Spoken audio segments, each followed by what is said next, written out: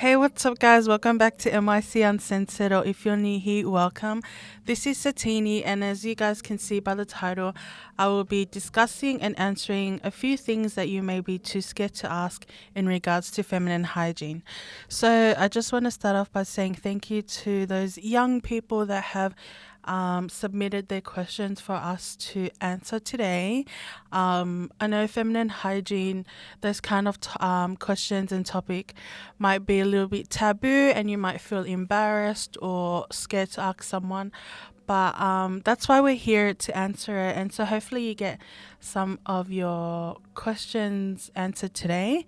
This is only part one, so there'll be a series to this. So yeah, we'll just get started.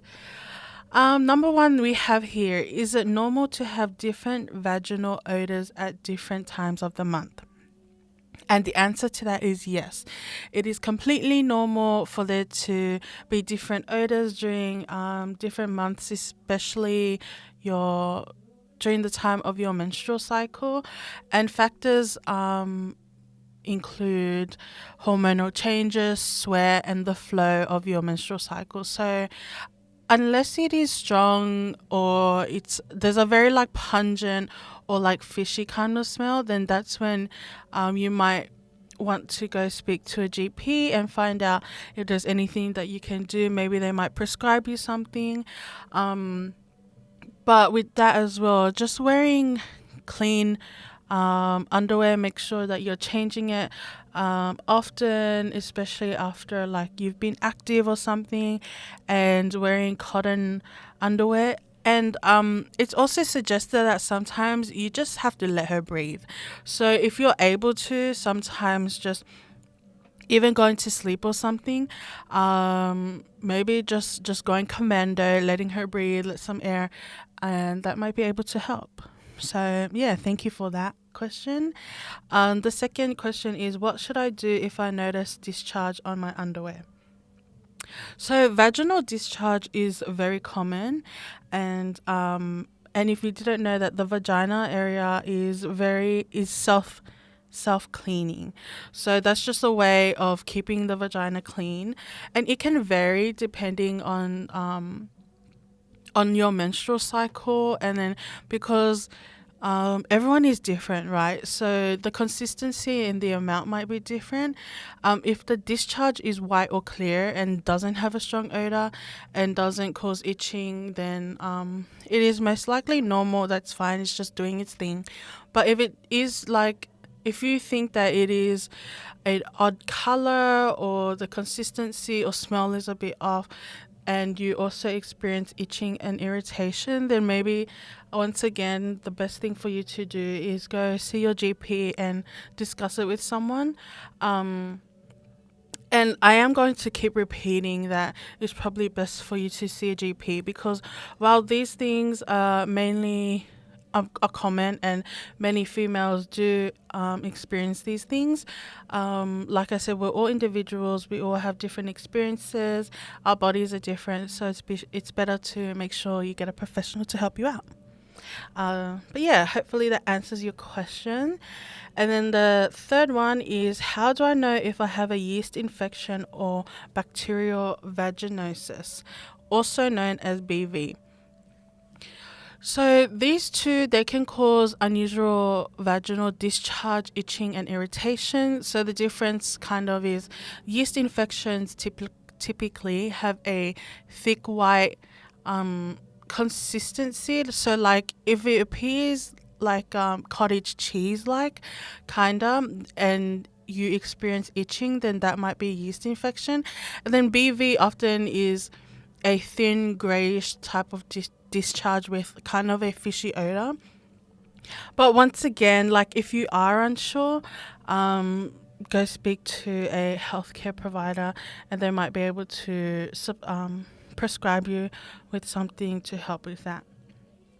Okay, and then the next one, which I see this quite often, like just on social media and all that stuff, but it's, can I use soap inside my vagina to clean it? And the question, I mean, the answer to this is no. And I will say that it's important for you to remember that the vagina, the inside, is different to the outside. So, um, but going back to this question, no, it's not recommended to use soap inside. As I mentioned earlier, the vagina is self-cleaning, and then using soap or anything up there can disrupt the natural pH balance, and then also cause irritation, infections, and even lead to serious health issues. So instead of using like those harsh products and stuff, if you do want to clean down there, it's using mild unscented soap to wash the outside. So remember, not the inside but the outside. Like many professionals do recommend just using water and a clean cloth or something. But if you do want to use something on the outside because you want to feel a bit more cleaner or whatever your personal preference, there's cleansers and stuff out there, such as QV, and there's Cetaphil, I think, and CeraVe. So up to you, but just remember that um, if you do use anything, it's on the outside, not the inside. Okay? Um, and we've got two more questions for this episode. So the fifth one is it normal for my labia to look different from other girls or change over time? And the answer to that is absolutely. It's completely normal to not for it to not look the same as your friend or your mom or something like that. Everyone's body is different. Everyone's body acts and looks different. And if you don't know what the labia is, it is the folds of the skin around the vaginal opening. And like I said, it varies in appearance among everyone. The labia can come in different sizes, shapes, even color, and it's just common for it to change over time, especially through puberty, hormonal changes, or childbirth. So just keeping that in your mind, right? Like, just because yours doesn't look this certain way doesn't mean there's anything wrong with you or there's nothing wrong with it. And yeah, all our bodies are unique and we're not going to look the same as someone else's. And the last question for today is how often should I be going to the gynecologist for checkups? And it is recommended for you to see a gynecologist for regular checkups, including pap smears and pelvic exams from the age of 21 or when you have become sexually active. And I can't stress enough the importance of making sure that your health is a priority. And you might feel scared or embarrassed, but it's just something that has to be done. It's better to be able to detect something early than for something, knock on wood, for something to happen or there be an issue and then you haven't checked it out soon enough. So yeah, just being as regular as possible. If you haven't and you're over the age of 21 and you've already become sexually active at whatever age, then I do recommend you to go see a doctor and then of course discuss with them how often you should schedule a checkup and all that stuff. So that's basically it for this episode. I hope that some of you were able to get a few of your questions answered or discussed today. I will discuss more questions that you guys had in another episode, but the main thing I want you guys to remember is that we all will look different. We have different experiences.